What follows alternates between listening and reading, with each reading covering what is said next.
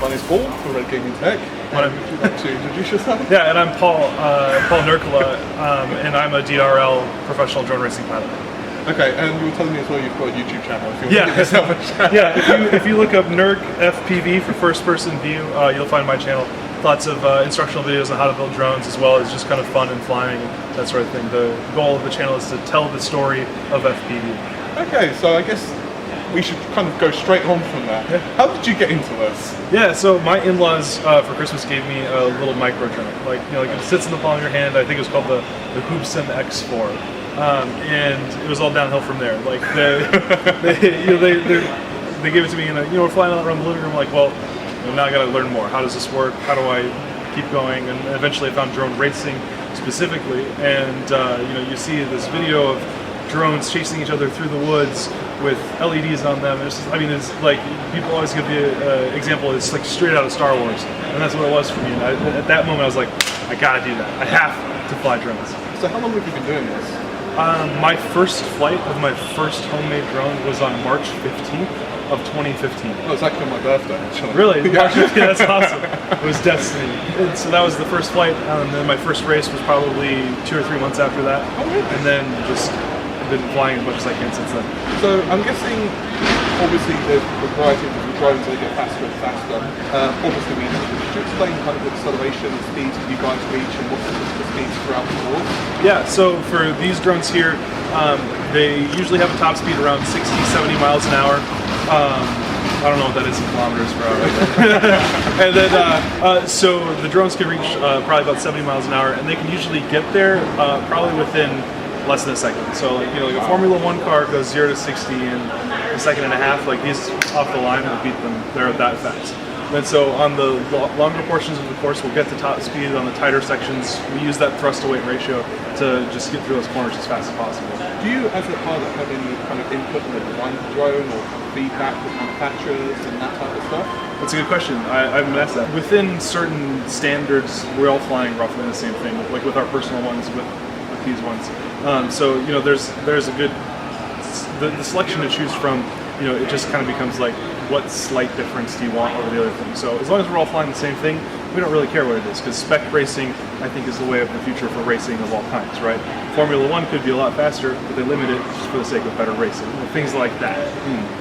So does it, I'm assuming there's a different variety of drones and all those type of stuff. Do they vary per course, or are they very standard throughout the entire kind of racing, no matter what course you would be using the same drone per season? Sure.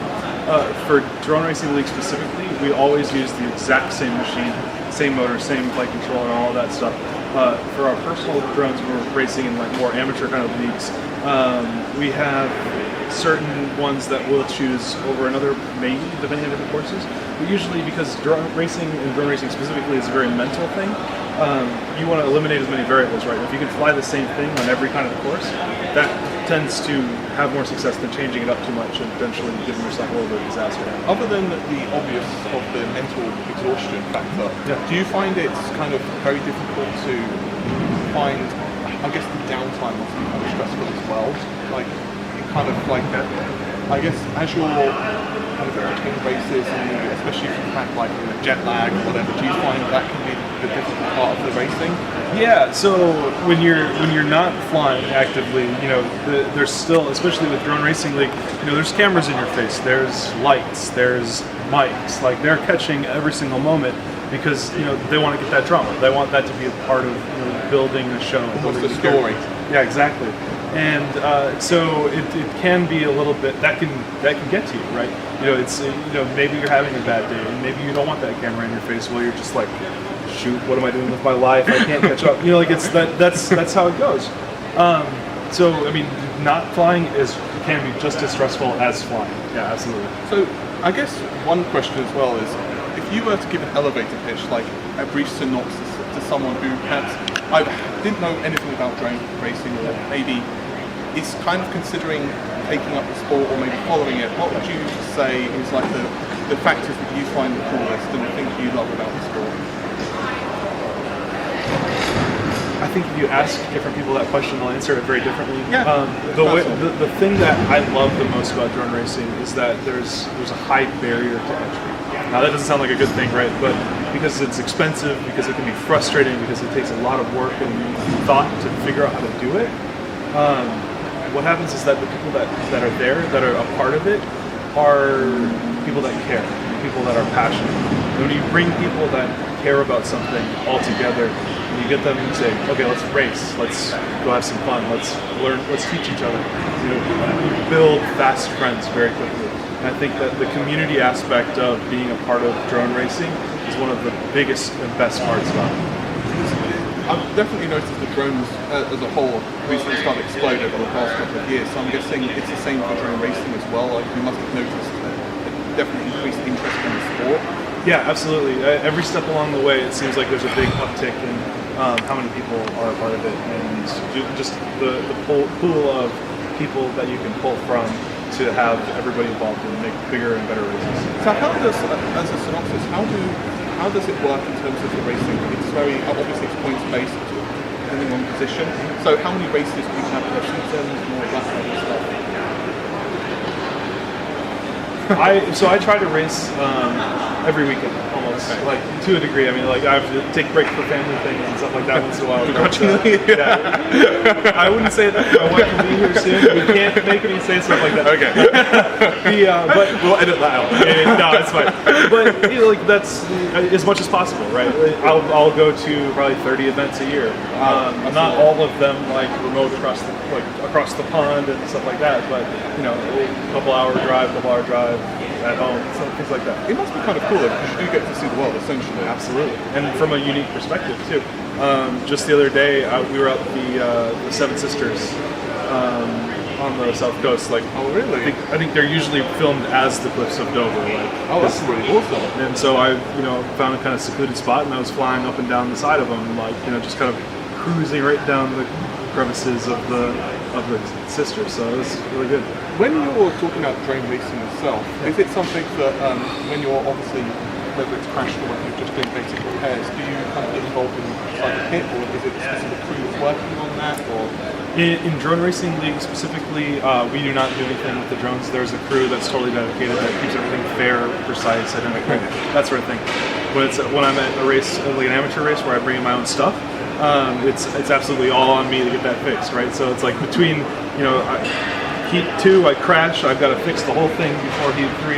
That adds some pressure that's not a part of DRL. Obviously you've got the headset, so you're seeing it with the first person view, correct? So how does that work? Is it kind of difficult to adapt to that, especially at the speed and that type of stuff? So when we're flying the drone, there's two main things that we have to work with, right? We've got our goggles, and we've got a controller that we'll hold in our hands. In this case, it's called a Free Sky Tyrannus. And so we'll fly the drone with the remote, with the controller, and we'll wear the goggles over our eyes, which will give us a first-person view, direct feed from the drone in real time. So as we're flying around, it's as though you are on board the drone. Like, so reaction speeds do. Yeah, exactly. Yeah. And so when you compare it to like other drones that people may have flown, like a DJI Phantom or something like that, there's a delay. Like if you go whoop, and you give it like a hard input, there's just a split second. It's not very noticeable. I had noticed this, like the turns are almost hairpin. It's like almost, yeah. So in this we have a so on a Phantom, for example, has a digital input, right? Or a digital feed. So it's encoding information, sending it, decoding it, and then giving you the display. For us, we're actually using an analog signal, which is instant. So you're reducing latency. There's no latency.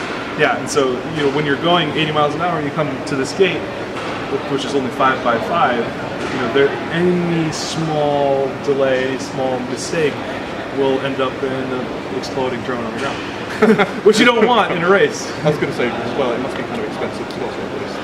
We don't have to replace them. Oh, not here anyway. Oh, right. At a real race, yeah, I will. So is this more? Is this something you feel is going to continue to grow as a sport very fast? I think the next couple of years will be make or break for drone racing as like a big sport, right? The goal of DRL is to make drone racing mainstream, and it's to make good, solid, fair racing, which they're doing a great job of both. So I think the next couple of years will be either drone racing is going to explode and it's going to become a mainstream thing. I mean, esports, for example, millions and millions of fans and dollars and prizes and all that kind of stuff. Drone racing, if we don't get there, I don't know what will happen, right? It could just stay like an amateur kind of fun thing. Also sponsorships and how they can sponsor that type of stuff as well, which are ultimately that kind of constant league. That's one advantage esports has, because obviously they can sell you monitors or they can sell the... Yeah, exactly. So how does it work kind of merchandise? I'm guessing it's kind of like a drone manufacturer will want to sell merchandise on particular streams or what have you. Is that kind of how that works? So there's kind of two different levels right now for that kind of thing. So there's like sponsorship that's part of DRL, and that, for example, Joss is a pilot in DRL. He's sponsored by Bud Light. Bud Light gives him a paycheck to fly as a sponsored pilot. Now, that being said, there's also industry sponsors, which would be like, I fly for a company called T-Motor. T-Motor sends me motors and I fly their things, and I kind of promote. I don't actively you should go buy T-Motor right now. No, it's more of I use it, I like it, this is the thing that I would choose to fly. So that sort of thing. But they're not sending me a paycheck, they're sending me free gear, which helps me go to races, win more, and do that kind of thing, which is awesome. But there's two very distinct kind of sponsorships that we're talking about. So, is there anything that you feel is going to improve over the next couple of years in terms of technology, or do you feel that it's kind of that's what we have for now? Or it's a great question. I think the biggest thing that we could do to make drone racing big is to make the live viewer experience a little bit better. Right. So the two big issues are the video feed that we see as pilots is pretty crappy compared to what you're used to seeing. You're used to seeing GoPro or it's low resolution. It breaks up a little bit. It's not great. It's not horrible. I mean, we can obviously fly really well with it, but that could use some improving for the spectator experience. I imagine as well for the pilot. Yeah. As well. Right, but I mean, if that meant being there's a secondary transmission system that has a digital link that's got a little bit of a delay, audience doesn't need to know that. No. As long as the pilot can fly it well, it doesn't matter. And then the other thing I think is that for doing live events, where we're getting drones in the air all the time when we're flying, I don't know if the technology change needs to be there, but I think something does need to change. So if you guys are here tomorrow for the main event, there's time between each flight that they have to set the drones up, make sure they're all working, make sure all the video connections are solid, make sure the radio's working, run all the cameras, all that stuff. So that kind of thing takes time. So it's almost, because obviously I'm British, but I personally don't like soccer. So I'm probably losing. I'm getting downvotes as I'm speaking. You probably are. I love football. I'm a huge fan. You can subscribe to me now. If I lived in the States, so I've got a couple of American friends, and one of them lives in Tony. I'm giving you personal details. And he was going through the Super Bowl. He was telling me how I'm not I don't understand it 100%, but I've kind of watched it. Dude, this is really cool. And I do feel something like that in drone racing might be good. Something kind of almost like interims in between. Okay. So I don't know if that would work. Maybe some type of entertainment in between or something. Absolutely. Or maybe speaking strategies and that type of stuff. Because I guess that is kind of the thing. Like if you're down for 30 minutes to have you it takes, it can be kind of frustrating for the audience. Yeah, so you're saying we need personalities. We need people to talk about like what are the pilots thinking right now? What's going on? Why should we care? I've even said like we should have some people doing demonstrations. Like if we had like a 3D helicopter, just That would be fantastic. So I think you're absolutely right that there are ways that we could fill the time, but can we also just reduce that time altogether? I feel, but then again, that's the thing about any sport, like, because essentially it's a fledgling. And how long has this been going on? 2-3 years. Exactly, so it's very fledgling. It's not like, Yeah. 3 years' time is probably going to be a lot more refined in terms of process. Yeah. So, like, so as you said, in a couple of years' time, that's probably when you're going to find your feet and know whether it's going to fly, so to speak. Yeah. No pun intended. Well, I won't. So, is there anything you dislike about this sport? I dislike that I can't do it more because I have to like go make a little bit of money sometimes and not just fly all the time. I dislike that it's still weather dependent. So not all of it's indoors, just to clarify. Yeah, like if I'm going to go home and practice for DRL, I have to fly outside most of the time. I can't. You can't ask someone. Yeah, I can't fly in Alexandra Palace all the time. Like, but so that's kind of a frustrating element of it. I don't know. There's not a lot that I don't like, and I think that's part of it being new. I can tell you're very passionate about it. This is my thing. I love it.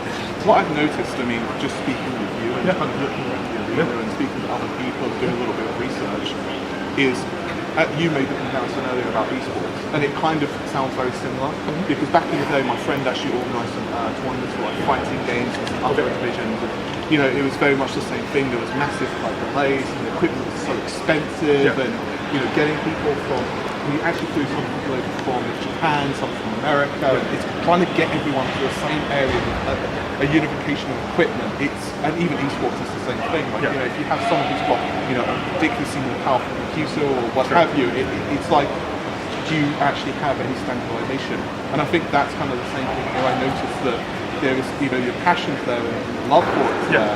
And it's a very cool sport to watch. I mean, just for example, just watching the practice runs, and you're watching them run, even if it's a crash or whether it's a successful run, you're seeing like someone here and then obviously they kind of overshoot, and they're trying, they were a little bit late because they were a bit nervous about taking the corner and someone else kind of nips in. It's actually really cool to watch. It's a very visual sport. So do you kind of agree with that? Absolutely. I think the hardest part is kind of communicating what's going on and why it's hard and why it's important, right? If we can educate the consumer on like this is what is going through this pilot's mind. This is why it is hard, and why not just why it looks hard, and kind of explain like the different strategies and ways that pilots are thinking. If the consumer can understand that better, I think the appreciation and the understanding and the sport itself will grow exponentially. Okay, so a couple of last things. If you were interested in viewing or trying to get interested in as a viewer, what would you suggest? How do you mean? I'm sorry. So in other words, if you're a viewer, what would you suggest? Would you start like watching shows on like YouTube? Would you start kind of... It depends on if you're interested in just watching flight. I mean, Google or just search for like FPV freestyle. Is the way we call it. That's just kind of where like I'm going to go to the Seven Sisters cliffs and fly along there. That's how it's called freestyle. If you want to search for racing, you can search for racing. If you want to learn how to build, you search for how to build a drone. Thousands and thousands of videos will come up. So if you were someone who looks at this online and then thinks to yourself, wow, this is actually cool, what advice would you give to a budding racer or someone who perhaps even just wants to start, maybe wants to get their feet wet? Well, step one, subscribe to Nurk. No. So you mentioned it while we were off camera here for a second. It's like, buy yourself a little drone. Like, I mean, go to, well, I would say Walmart in the United States, but like, go to the supermarket. Hey, a lot of our viewers are actually American. Well, there you go. It's like I think 2/3. That's why Anna, and not a lot of people know this, but we get a lot of questions. Why do we have like a part of an American flag on there? It's actually a shout out to the American viewers because they actually like pretty much keep the channel growing. So and that's the best part about YouTube, right? It's like it's just instantly to everyone, to anybody who can watch. Exactly, it's community based. But actually get yourself a little toy drone, like one that you can't break. Like, I mean, it's just Challenge accepted. Yeah, the hardest. Well, I'm not going to suggest any because I know you'll break them. We all do. But I mean, but start with that because the hardest part with drones is throttle management, right? Like if so, as you hover, you can keep it in relatively the same position, right? But as soon as you start to tilt to move forward, you have to increase throttle to stay level, or to stay at the same altitude, and the same when you go backwards or when you go into turn. So the hardest part is playing with the throttle stick, which is the left stick. That's why I'm doing this. Right.